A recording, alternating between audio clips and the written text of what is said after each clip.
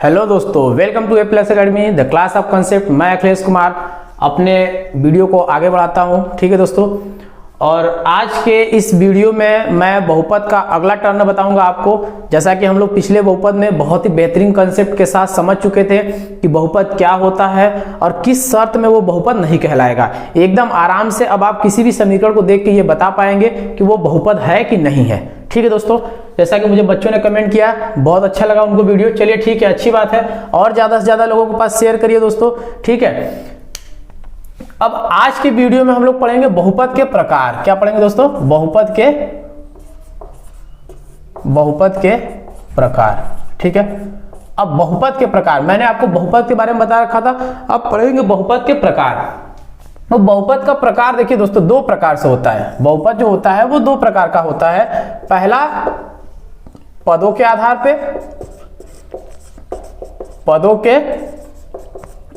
पे, दूसरा घातों के आधार पे।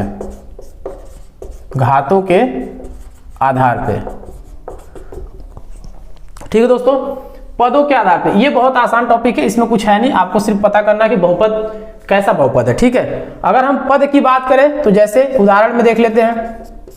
मान लीजिए कि हमारा कोई एक समीकरण है 2x² + 3, दूसरा है 2x, तीसरा है 4x³ + 1/2x + 2। ठीक है दोस्तों, ये कुछ समीकरण है। इसकी बात कर लेते हैं तो मान लीजिए कोई समीकरण इसमें दिया है 3y² + 4y + 5, और मान लीजिए दे दिया है 1/2y² + 3y + 7, इसको क्यूब कर लीजिए और इसको स्क्वायर कर लीजिए, और मान लीजिए आपको दिया है कि 3/2z⁴ + z³ ऐसा कुछ आपको दे दिया है। ठीक है दोस्तों, सॉरी।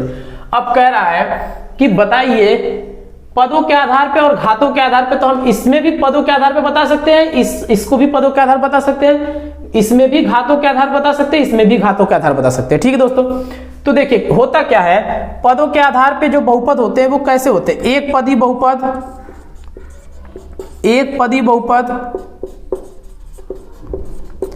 द्विपदी बहुपद, इसी तरह चलता जाएगा। इसी तरह त्रिपदी बहुपद, ठीक है, चतुर्पदी बहुपद। मतलब 1 2 3 4 जितने भी पद रहेंगे, मतलब 1 2 3 4, अगर 4 पद है तो 4पदी बहुपद, 1 2 3 अगर 3 पद है तो 3पदी बहुपद, 1 2 अगर 2 पद है तो द्विपदी बहुपद। ठीक है दोस्तों, यानी कहने का मतलब यह है कि पदों के आधार पे हम बता देंगे। तो अगर ये समीकरण आपको दे रखा है सामने, मैं आपसे पूछूं कि इस समीकरण में कितने पद हैं, तो आप गिनिए। देखिए साइन जो है वो डिनोट करता है पदों की संख्या को।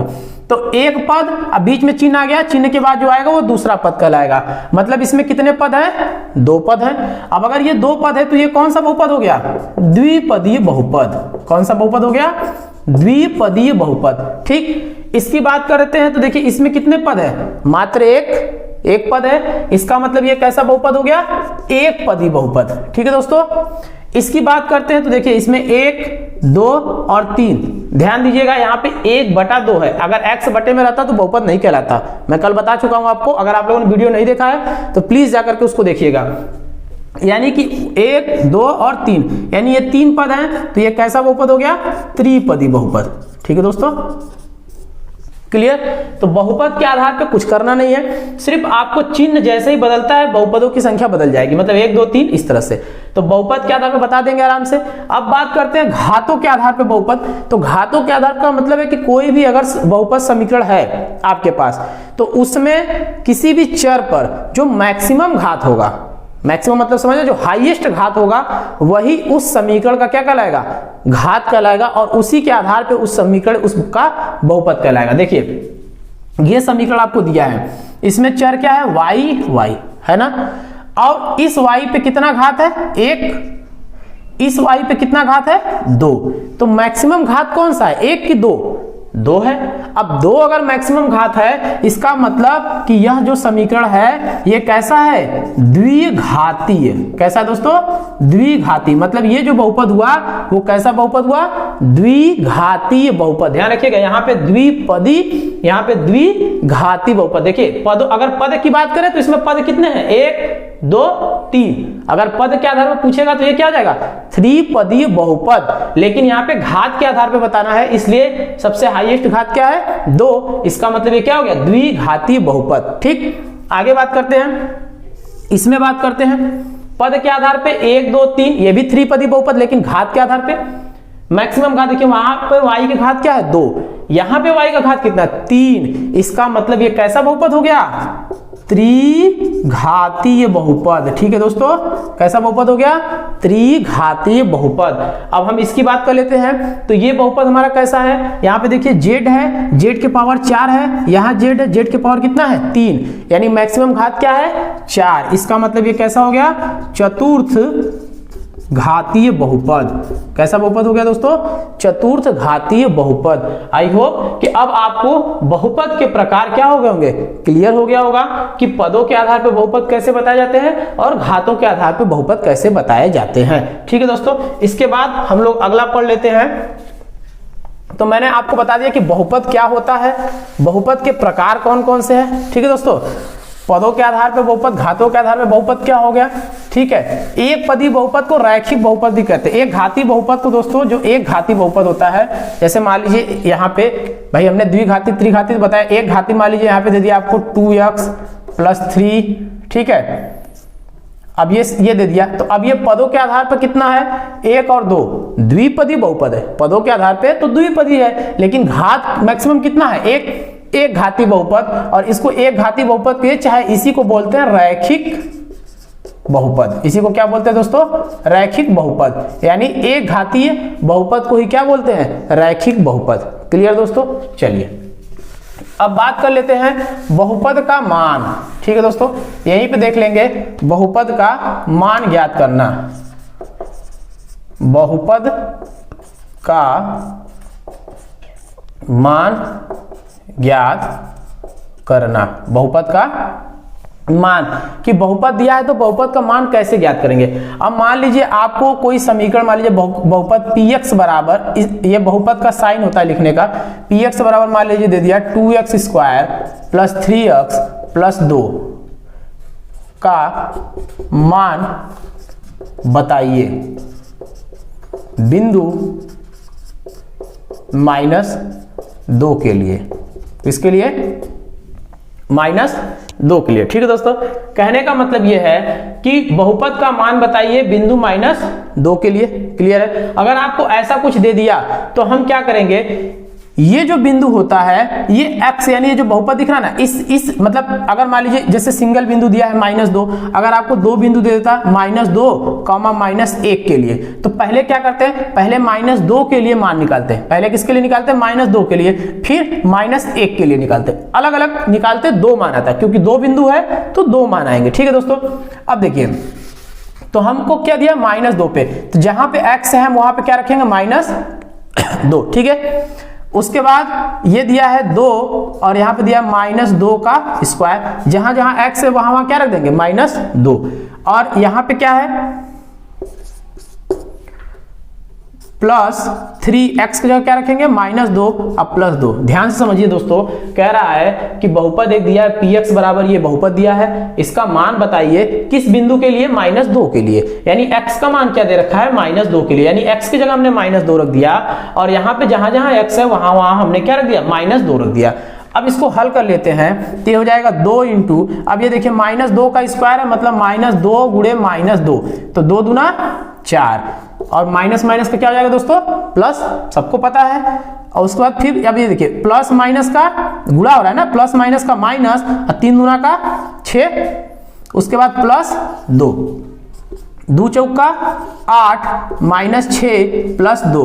अब देखिए 8 किसमें है, इसका साइन क्या है, प्लस, ये भी प्लस, तो 8 और 2 10 में से 6 जाएगा तो कितना बचेगा, 4।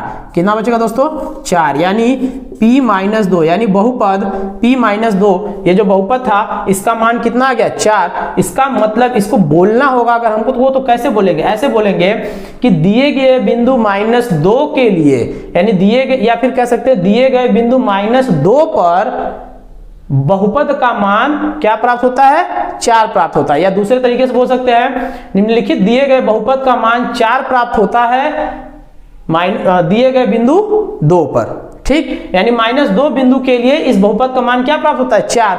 अब अगर यहाँ पे मान लीजिए कोई एक आध बिंदु और होता है, मान लीजिए 2, मान लीजिए 3 होता है एक और, तो फिर अब एक मान तो ये आ गया -2 पर। अब यहाँ पे क्या रखते p रखते और यहाँ पे x की जगह क्या रखते 3, और इन सारे समीकरणों में क्या रख देते x की जगह 3, क्या रख देते दोस्तों 3, और इसको हल कर लेते तो हमारा एक और नया मान निकल के आ जाता। ठीक है, तो हमारे बहुपद के 2 मान है, इसका मतलब जितने बिंदु उतने ही बहुपद के क्या निकल के आएंगे मान। ठीक है दोस्तों, क्लियर। चलिए, बहुत अच्छी बात है। ठीक है, कहने का मतलब यह है कि बहुपद का मान ज्ञात करना अब आप लोग को आ गया होगा। कोई भी बहुपद दिया रहेगा, कोई भी बहुपद, उसके लिए आपको एक बिंदु देगा। ठीक है दोस्तों, और उस बिंदु को आप उसमें क्या करेंगे, पुट कर देंगे।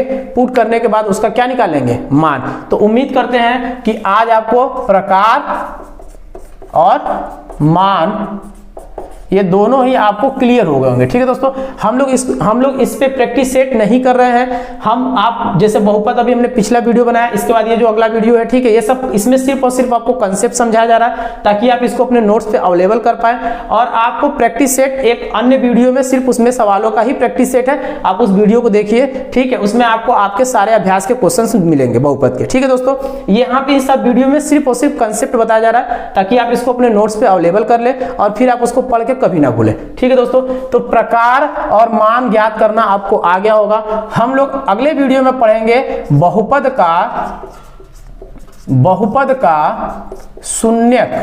जी हाँ दोस्तों, सुना सुना नाम अनसुना लग रहा है ना, शून्यक सुना सुना नाम अनसुना लग रहा है, लेकिन ये बहुत ही इंपॉर्टेंट है दोस्तों। इसमें बहुत कंफ्यूजन होता है बच्चों का, समझ लीजिए, बहुत ही ज्यादा कंफ्यूजन होता है। आखिर शून्यक होता क्या है, कैसे निकाला जाता है, 2-2 समीकरण दे देगा तो कैसे अवेलेबल करेंगे इसको। शून्यकों का जब डायग्राम खींचना होता है, इसमें भी बच्चों को बहुत डाउट होता है, तो शून्यकों का डायग्राम कैसे खींचेंगे, ये सारे के सारे हम लोग अपने अगले वीडियो में पढ़ेंगे। अगर दोस्तों आप लोग को वीडियो समझ में आ रहा हो, पसंद आ रहा हो, तो खूब शेयर करिए, अपने सारे दोस्तों के पास शेयर करिए, और घर बैठे उन लोग अपना भी तैयारी करें और आप भी अपना तैयारी करिए। मैं आपको विश्वास दिलाता हूं कि इस तरह से कंसेप्ट पढ़ाएंगे और आप जब पढ़ लेंगे और मेहनत कर लेंगे, आप सभी का 90+ बनने वाला दोस्तों। एकदम घर बैठे आराम से, कोई दिक्कत नहीं है। एकदम छोटा छोटा कंसेप्ट मैं आपको बहुत ही स्लोली आराम से समझा रहा हूं। अगर आप कुछ सुझाव देना चाहते हैं तो आप हमें कमेंट करके जरूर दे सकते हैं। आपका कोई भी डाउट है